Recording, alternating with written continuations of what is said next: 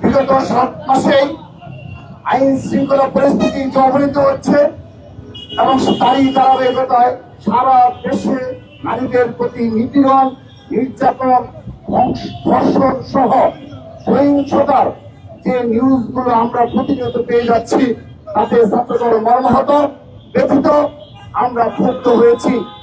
আমরা বিগত সময়ের শুরুতে এই অন্তর্বর্তী সরকারের নির্দলীয় সরকারের শুরুতেই আমরা তাদেরকে সমর্থন জানিয়েছি বারবার, এবং তাদের সকল কর্মকাণ্ডে আমরা ঈশ্বরত সমর্থন জানিয়েছি। কিন্তু দেখা যাচ্ছে যত দিন যাচ্ছে তত বেশি নারীদের প্রতি অত্যাচার, নির্যাতন, ধর্ষণ, নিপীড়নের যে সংবাদগুলো আমরা পাচ্ছি, তাতে ছাত্র সমাজ শঙ্কিত, সাধারণ জনগণ শঙ্কিত হয়েছে। আমরা এই ধরনের পরিস্থিতি চাইনি, এই পরিস্থিতি কোনোভাবে কাম্য নয়।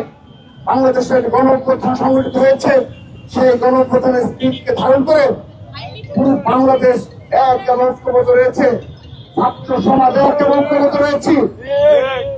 কিন্তু আমরা লক্ষ্য করছি দিনের পর দিন এর নারীদের প্রতি সহিংসতা বৃদ্ধি পাচ্ছে, নারী নিপীড়ন বৃদ্ধি পাচ্ছে, ধর্ষণের ঘটনা বেড়েই চলছে। কিন্তু আমরা গণতান্ত্রিক ধারায় যে বক্তব্য, সেই বক্তব্যগুলো সরকারের নিকট শুনতে পাচ্ছি। আমরা স্পষ্টভাবে তাদের যে সদিচ্ছার অভাব, সেটি আমরা লক্ষ্য করছি।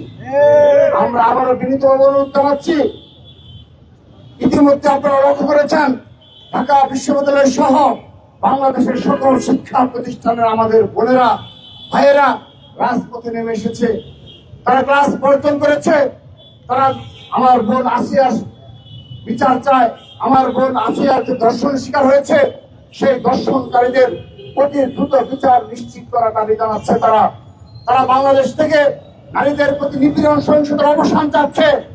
আমরা বাংলাদেশ জাতীয় ছাত্র দল আমাদের এই ভাই বোনদের প্রতি সর্বাত্মকভাবে সমর্থন জানাচ্ছি। তাদের সকল কর্মসূচিতে ছাত্র দলের সকল পর্যায়ে নেতা কর্মীরা অংশগ্রহণ করছে। আমরা তাদের প্রতি সমর্থন জানাচ্ছি এবং আগামীতেও আমাদের এই বোন আসিয়ার ধর্ষণকারীদের বিচার সুনিশ্চিত না হওয়া পর্যন্ত আমাদের বোনদের সাথে, ভাইদের সাথে আমরাও রাজপথে রয়েছি।